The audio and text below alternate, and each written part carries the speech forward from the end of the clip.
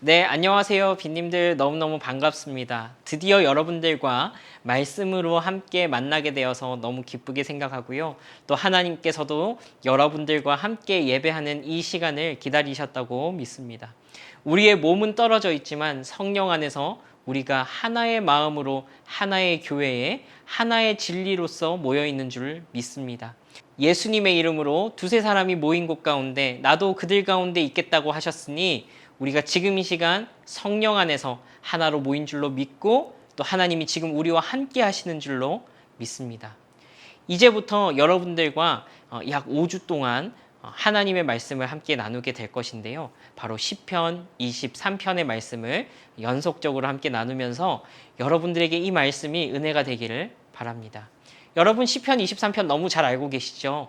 여호와는 나의 목자시니 내게 부족함이 없으리로다로 시작하는 이 말씀은 우리에게 너무나도 익숙한 말씀입니다.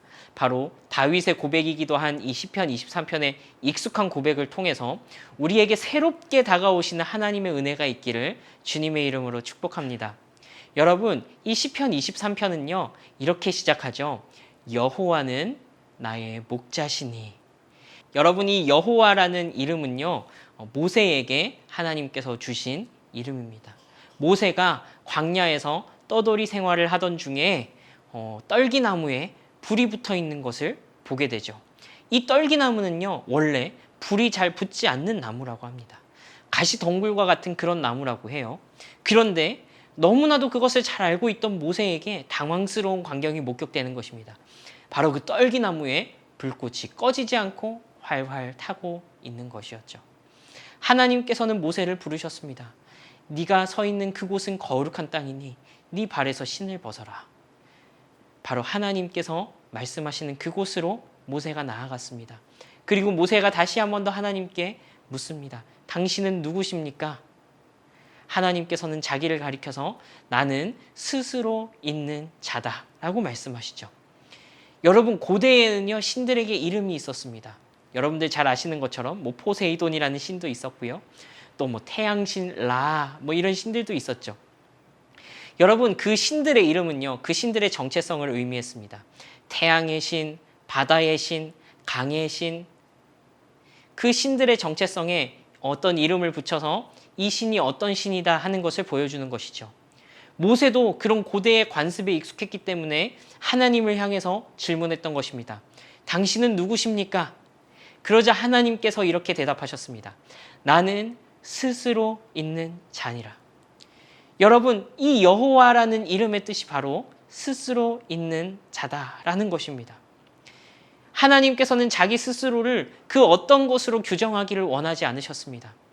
하나님을 어떻게 그 존재를 규정할 수가 있겠습니까?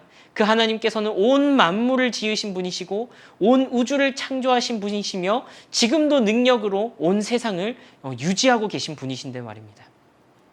여러분, 그래서 하나님께는 이름을 붙여드릴 수가 없는 것입니다. 온 우주를 창조하신 분께 어떻게 바다의 신이라는 별명을 붙일 수 있겠습니까?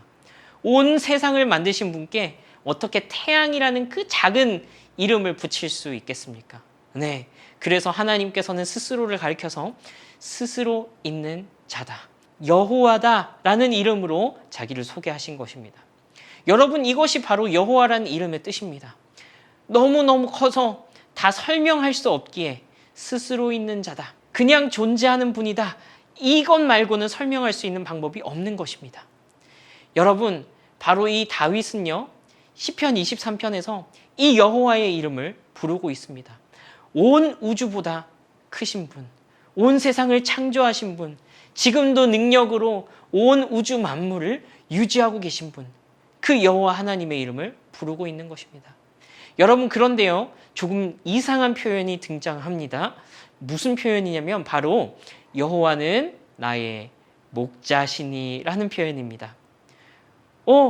제게는 이 표현은 익숙하고 따뜻한 표현인데 왜 이것이 이상한 표현이라고 하시는 거죠? 여러분, 잘 생각해 보세요. 목자는 어떤 사람인가요? 목자의 모습을 여러분 지금 한번 상상해 보세요. 여러분, 목자는요 하루 종일 밖에서 양을 치고 돌아다니느라 얼굴이 새까맣게 타 있습니다. 그리고 피부도 좋지 않아요. 자세히 보니까 자외선에 오래 노출돼서 얼굴에는 주근깨가 가득합니다. 피부 노화도 빨리 와가지고요. 주름이 자글자글해요. 옷은 오랫동안 입어서 다 헤어졌고요. 며칠 동안 씻지 못해서 얼굴과 손과 팔과 다리와 발바닥에는 때가 자글자글합니다.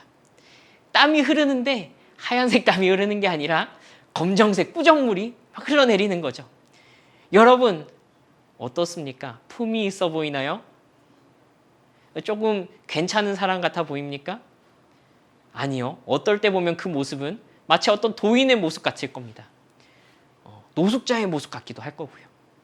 여러분 그런데 오늘 다윗은 이 크고 크신 여호와 하나님, 온 세상을 창조하신 하나님, 온 세상의 주인 되신 그 하나님을 가리켜서 뭐라고 표현하냐면 여호와는 나의 목자시니 라고 표현하고 있는 것입니다.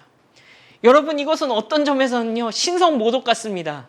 온 세상을 창조하신 하나님, 온 우주보다 크신 하나님을 어떻게 목자에 비유할 수 있습니까? 어떻게 며칠 동안 집에 들어가지 못해서 땀 냄새로 진동을 하고 있는 그런 모습을 가리켜서 여호와 하나님에 비유할 수 있다는 말입니까?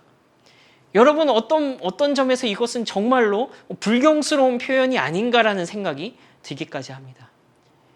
여러분 그런데요 놀라운 사실은요 하나님께서 스스로를 목자로 표현하시기를 기뻐하신다는 것입니다. 여러분 다른 성경에 보면요 하나님께서 자기 자신을 목자로 표현하시는 경우가 생각보다 많이 나옵니다. 어떻게 이런 표현을 할 수 있을까요?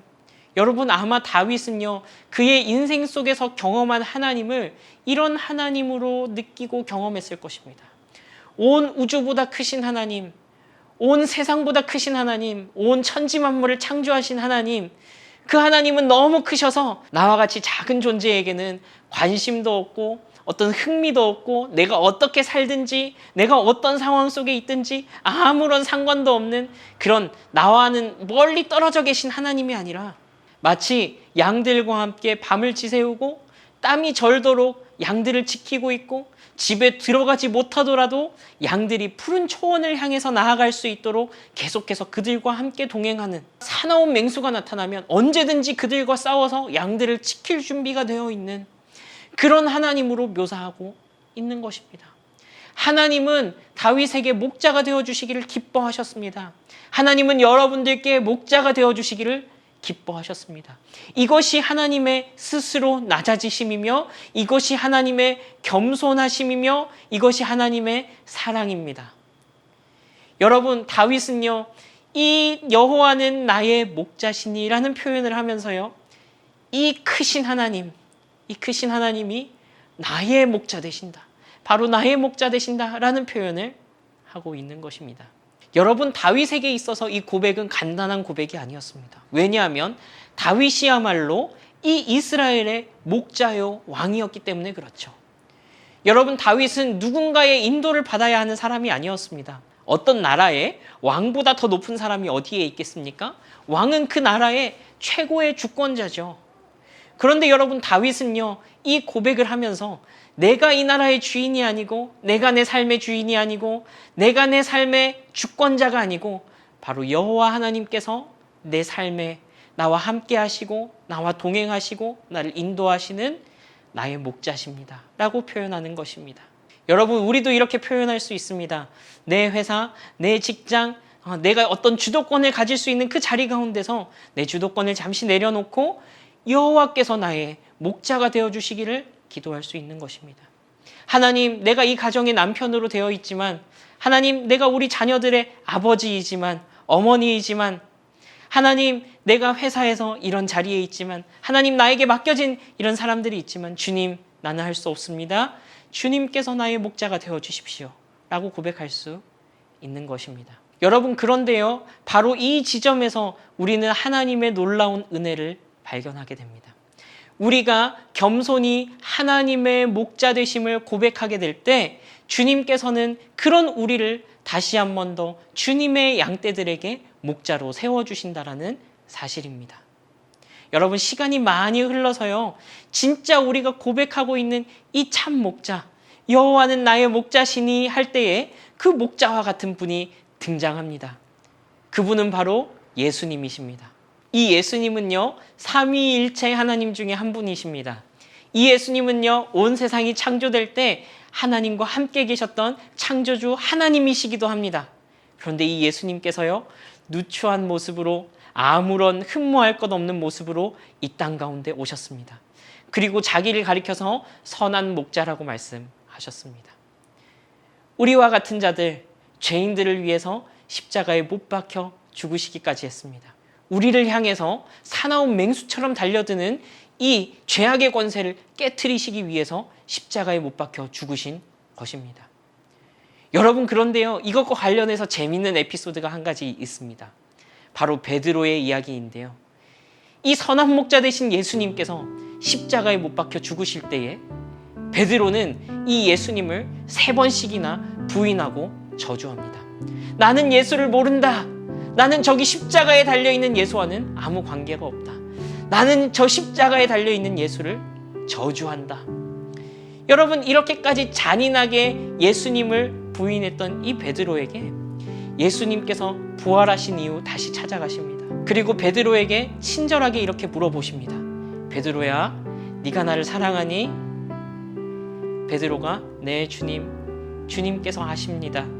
예수님께서는 이렇게 답변하시죠. 내 양을 먹이라. 이런 질문을 2번을 더 하시는데요, 예수님께서는 내 양을 먹이라, 내 양을 치라, 내 양을 먹이라 말씀하십니다. 무슨 말이냐면 이제부터는 예수님의 양떼들을 이 베드로에게 맡겨 주시겠다라고 하신 것입니다. 예수님께서는요, 십자가에 죽으시기까지 우리의 참 목자가 되어주실 뿐만 아니라 여전히 부족하고 여전히 모자라고, 오히려 우리의 과거를 생각하면 부끄럽기 짝이 없는 우리의 인생 가운데 찾아오셔서 다시 한 번 더 우리에게 기회를 주시고, 우리도 그 선한 목자 되신 예수님과 같이 너희도 다른 사람들에게 선한 목자가 되어주면 좋겠다라고 초대하고 계신 것입니다.